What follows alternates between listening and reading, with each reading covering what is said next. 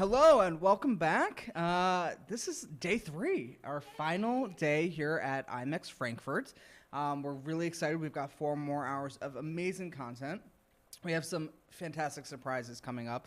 But to start the day off, Lindsay and I have a very special guest, and we're very excited to have her. So I'll let Lindsay take it away. I'm so thrilled. We've got Amy Calvert with us, who is the new CEO and president of the Events Industry Council. And I have been seriously looking forward to meeting her since the announcement came out because, I mean, it really is the end of an era with Karen stepping down and kind of thinking about a full 10 years. And as a CMP, you know, we do so much work with the EIC and getting the research that you have. So I am just so stoked. It's such a kid word.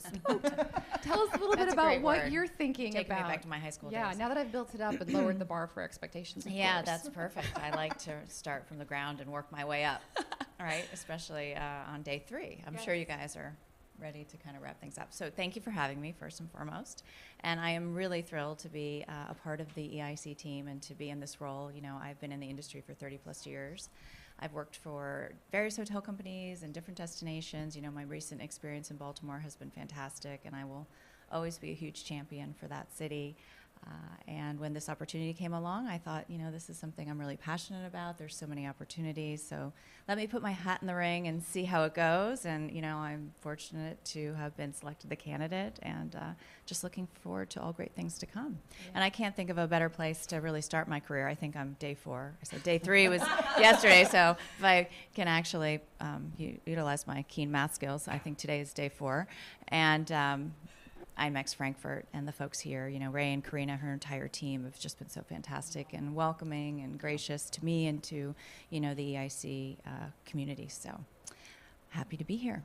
Fantastic. So what has been, from your perspective, one of the best things about the show floor? Because this trade show is incredibly unique, really, in our industry. Yeah. I mean, you know, I was saying to Ray last night that I really am really in awe of what he and Karina and those folks have been able to create here. There's such a sense of community, and he's bringing together people from across the globe that have such passion, and they really show up here because they want to be here. Their hearts and minds are here.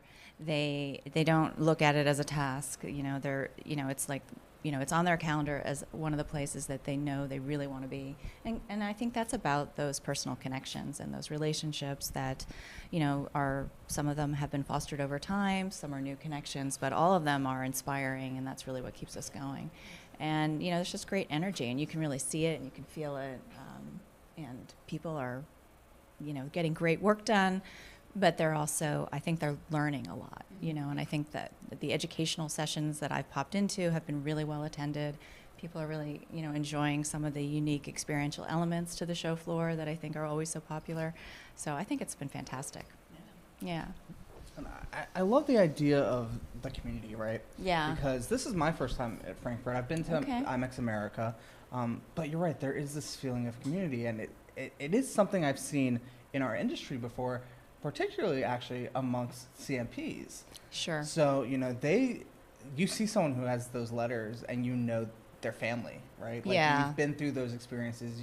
You've been in the trenches with them. Absolutely. So there's an instant connection there, and that's something that I think that's so powerful about what EIC does with oh my gosh, CMP. Yeah. I mean, the CMP community is fantastic. The commission and the volunteers that are really trying to continuously work to, you know, improve the program and really drive additional interest in the CMP are just fantastic group of leaders. They're really well informed about key industry issues and always working to ensure that they are a part of a greater dialogue to, you know, elevate those conversations. I think there's over 11,000 CMPs. You know, the program has been in existence since 1985. You know, I think that it is one of those certifications that resonates globally, and that I've had some really wonderful conversations with folks since I've been here from across the globe, you know, whether it's Singapore or the folks in Latin America, about how do we continue to spread that message and bring in new members to this, you know, really wonderful and committed community. Yeah, Well, thinking about that, I know Conclave is coming up, and on day 4. It is, yes, day 4. What brilliant things do I have to say about Conclave? Exactly. Well, first I want to just thank the team at EIC for the work that they've done. Yeah. You know, I think Liz Dombrowski has been here doing great education about the CMP certification, and, you know, the folks at the EIC team that work on that are really committed to creating a really great educational experience, but also providing a unique face-to-face moment. And I think that, you know, we're going to be taking a look at what we can do at the Broadmoor, our gracious hosts, to make it a tremendous time for them, one that's memorable and one that will keep people wanting to come back and reconnect with the group. So, you know, I think that it's a really important moment for us to take a step back and reflect on what have the experiences been that have resonated, what are the things that might be missing, what are the gaps, and then how do we, you know, tap into so many of our members are so passionate about, you know, the CMP and that Conclave experience, our leadership, our board. So, you know, we have a lot of people that are committed to ensuring that the face-to-face moments for EIC are really special.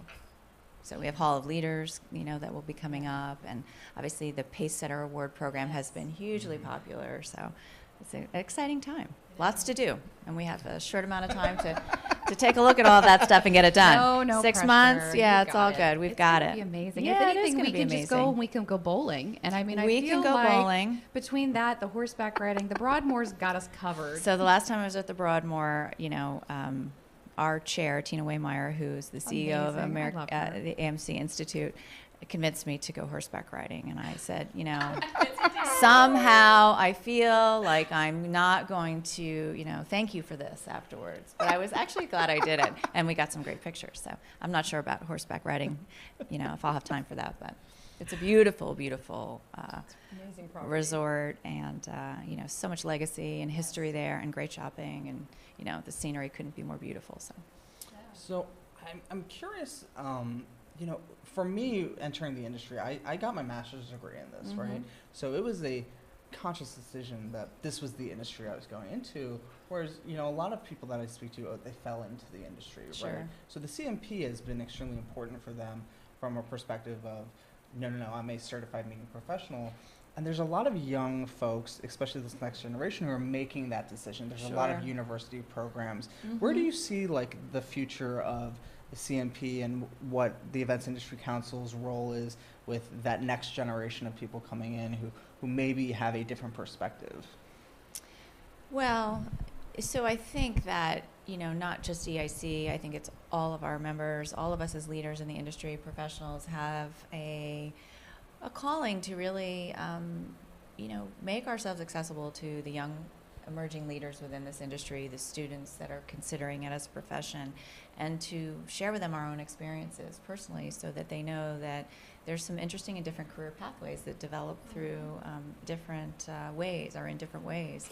And I think the educational piece of what we do, I think, is sometimes overlooked. Absolutely. You know, in terms of professional development, I think sometimes, you know, face-to-face meetings get thrown into a bucket of, you know, well, these are just, you know, meetings that really don't mean anything or add any incremental value to a career. And I think that, you know, we could really do a much more, I think, comprehensive plan relative to how the CMP impacts or could impact people at every stage of their career development. And I really want to take a look at our partnerships with academia and how we can potentially offer some relevant introduction, or, you know, access that content in some type of way that sort of validates their educational experience and potentially sets them apart from other candidates as they begin their job search, you know. So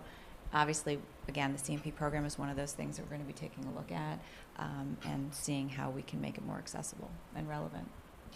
What I really like about the Events Industry Council is that it's not just CMPs. Right. It really is Yeah. all of the different facets of the organization. And we're really lucky because we get to go to so many events a year, and we're at the, InfoComm with the AV teams. We're here with all of the different buyers, IBTM, GBTA, all the MPI, ASAE, and National Speakers Association. When I was there, it was always fun to hear Stacy talk about the experiences. And I think sometimes as planners, it's not that we don't recognize that there's a village, but we can be very focused on our own life experience, just like any of those other conferences. So, thinking of all the research that EIC has pioneered, is that something? The research yes, is we use them all the role. time in our business. The two big bodies of research, or the one big body of research that we've done, is in the area of the economic significance of our industry, right? And that is so relevant, and that is global. And I think that's something we'll continue to push out and message, because I think it really does speak to the breadth and depth of our impact. And I think what are the statistics? Over 1.5 billion participants in that, and impacting over 180 countries, and over $1.7 trillion in direct spend. And I love it that we're like our 25 largest company. It's 10.3 million jobs, and that's just direct. If you think about the indirect jobs, it's over 24 million jobs. So I think we need to continue to talk about those things, but I really think what resonates, particularly with people outside of our industry, is the humanizing of our story and the lasting social impact and the legacy piece of the impact that meetings and conventions and events have on the respective destinations in which they are hosted.